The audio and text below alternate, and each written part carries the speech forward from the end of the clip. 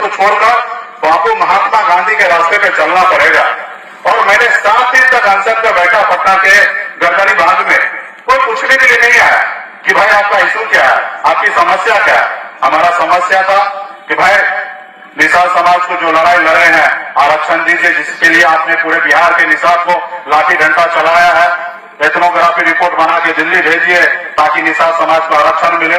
निषाद समाज को आर्थिक उन्नति हो, आर्थिक रूप से कमजोर है, उसके लिए बिहार में तमाम मत्स्य सोसाइटी में बहुत बड़े पैमाने पे गड़बड़ी हो रहा है, उसको आप रोकिए और निषाद समाज के लिए बेहतर योजना का आप प्रारंभ कीजिए।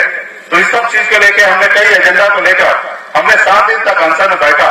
पहला दिन तो क्योंकि बिहार में एक फेस बन चुका था तो मीडिया बंधु भी आए, बहुत सारा नेता भी आए। पहला दिन तो मुलाकात सब आदमी किए, फोटो खिंचाए।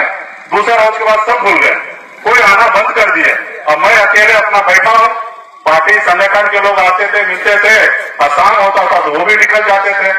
फिर मैं वहां पे रात भर मच्छर कटाता था। फिर मैंने सोचा नहीं, अब तो अपनी रणनीति में बदलाव लाने की जरूरी है। मैंने 7 दिन वहां पे अनशन रहने के बाद न सरकार हो या विपक्ष हो कोई सुनने वाला नहीं रहा, तो मैंने वहीं पे निर्णय लिया कि जो काम मैं उनको कह रहा हूं करने के लिए वो काम तो मैं भी कर सकता हूं। उस काम के लिए उस जगह पे पहुंचने की आवश्यकता है और उस जगह पे पहुंचने के लिए धन दौलत की आवश्यकता नहीं है। उस जगह पे पहुंचने के लिए वोट की आवश्यकता दिखता है। जिसके पक्ष में ज्यादा वोट मिल जाए वो विधायक बन जाएंगे, जिसके पक्ष में ज्यादा विधायक होंगे वो बिहार का मुख्यमंत्री हो जाएंगे और जिसके पक्ष में ज्यादा सांसद होंगे वो देश का प्रधानमंत्री बन जाएंगे। और ये वोट देगा कौन? निषाद का भी बेटा का वोट का वैल्यू उतना ही है जितना बड़े से बड़े टाटा अंबानी हो या मुकेश अंबानी हो या मुकेश सहनी हो, उसका भी वोट का वैल्यू एक ही है।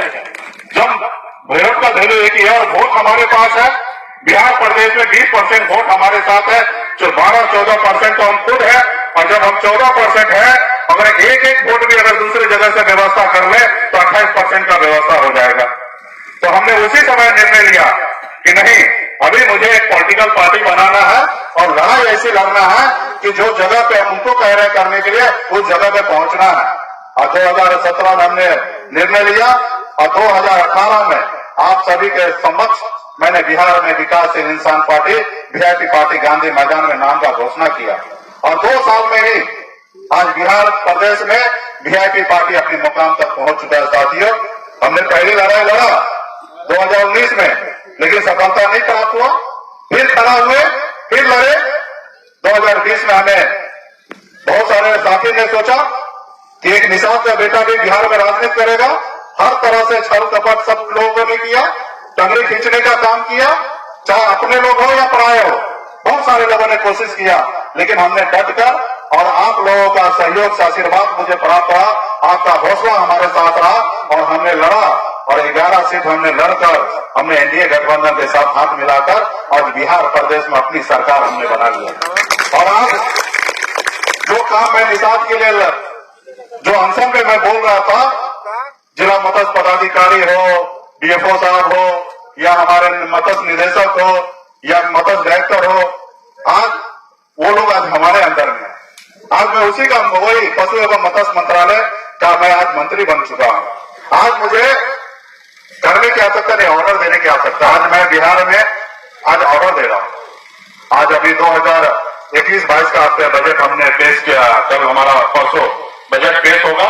हमने अतिरिक्त 500 करोड़ रुपया का अतिरिक्त बजट हमारे विभाग में इस बार माननीय मुख्यमंत्री जी ने हमें दिए हैं कि आप निषाद समाज को लेकर और अपने मंत्रालय को बेहतर काम करें।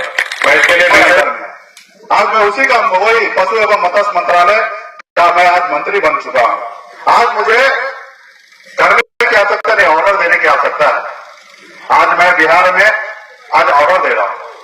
आज अभी 2021-22 का बजट हमने पेश किया, कल हमारा परसों बजट पेश होगा।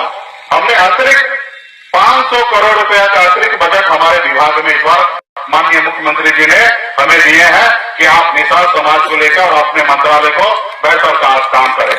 मैं इसके लिए विशेष तौर पे माननीय मुख्यमंत्री श्री नीतीश कुमार जी को बहुत बहुत धन्यवाद दूंगा कि उन्होंने अपने वीआईपी पार्टी और हमें मंत्री भी बनाया।